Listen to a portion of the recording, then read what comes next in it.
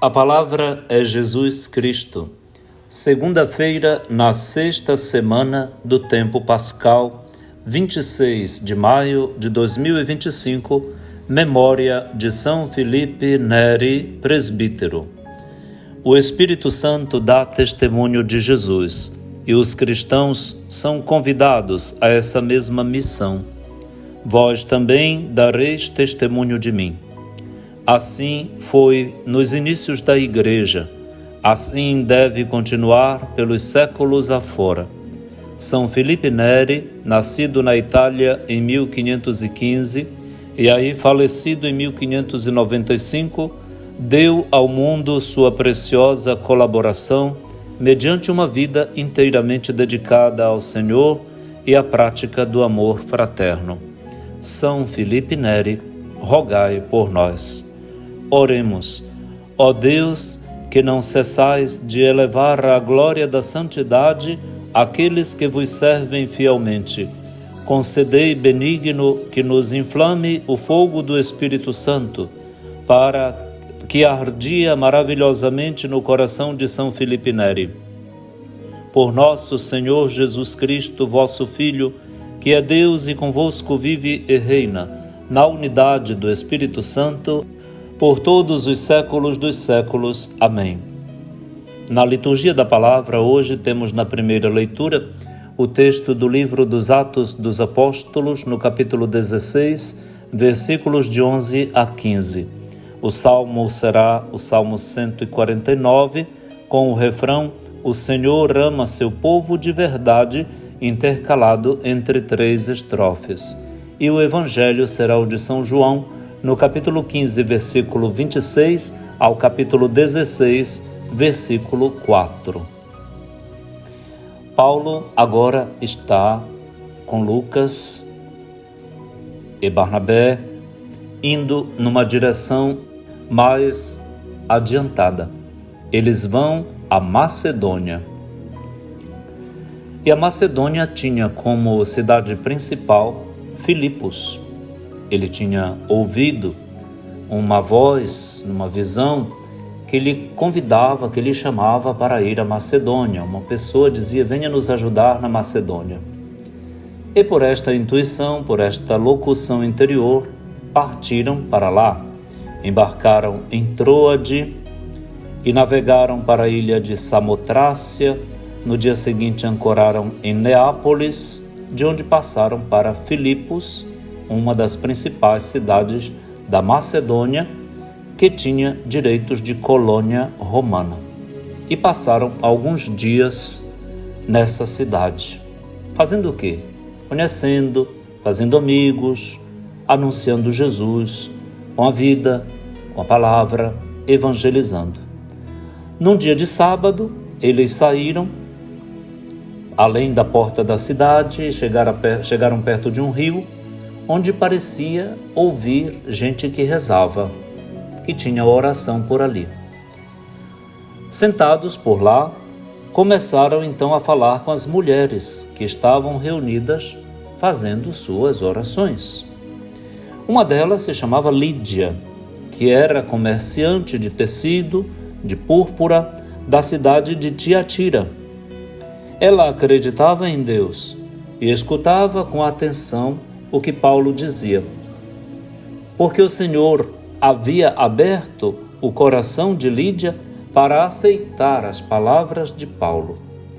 Se é verdade que tem um movimento missionário da Igreja para anunciar, tem um movimento interior sutil do Senhor pelo seu Espírito Santo que chega antes, nos corações das pessoas, para abri-los e aceitar a pregação que é feita pela Igreja, pelos missionários.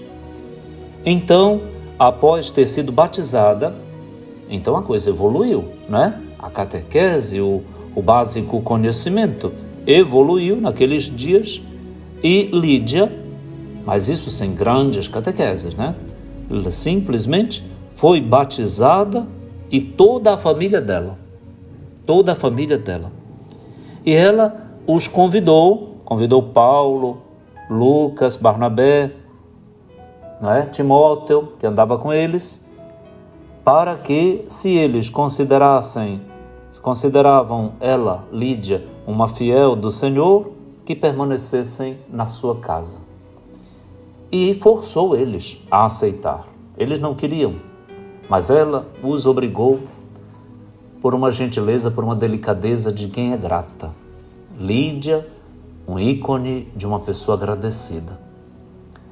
Trate bem os missionários que chegarem na sua casa. Trate bem seus padres. Tenha delicadezas para com aqueles que lhe evangelizam, que fazem a pregação da palavra. Trate bem os nossos padres seminaristas, as religiosas, os religiosos. Sim, tenha uma ternura para com estes homens e mulheres que o Senhor chamou e os colocou na missão em vista da nossa salvação. Até porque são pessoas maravilhosas, né? Sim, têm seus pecados, claro, quem não os tem? Mas estão a serviço da salvação da gente.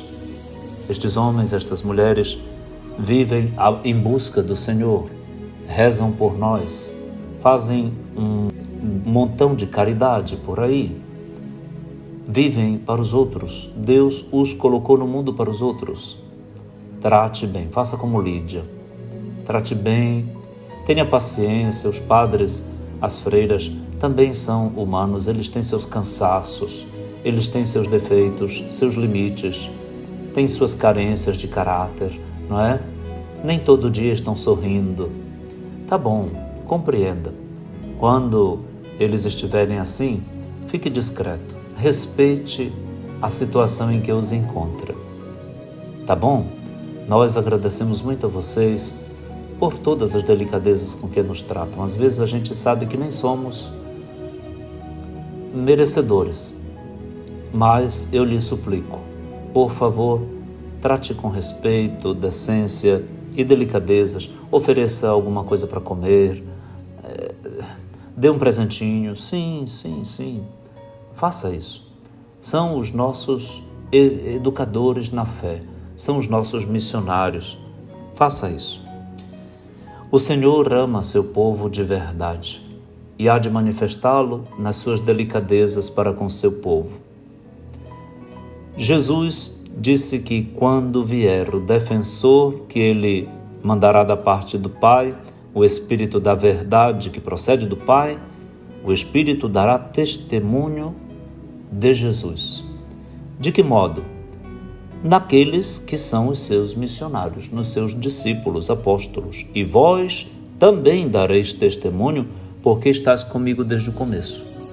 Esta simbiose espiritual, este amalgamamento vital entre o Espírito e nós, fará com que em nós o Espírito dê testemunho de Jesus e nós, na força do Espírito, demos testemunho de Jesus. O Espírito Santo em nós, esta fórmula sinodal, simbiótica, maravilhosa, divina, humana, vai nos acompanhar por toda a vida. E a vida de Jesus vai resplandecer na nossa, a palavra dele na nossa palavra, e assim por diante. Este testemunho vai despertar ódio por aí. Odium fidei, o ódio à fé. E Jesus disse que vão acontecer coisas para que a fé seja abalada, mas não deve abalar a nossa fé. Por exemplo, vão expulsar os discípulos das sinagogas. E virá o dia em que aqueles que matarem os discípulos julgarão estar prestando culto a Deus, e de fato aconteceu. Os judeus que mataram os apóstolos, os discípulos de Jesus, mataram Estevão, achavam que estavam fazendo uma coisa positiva, boa.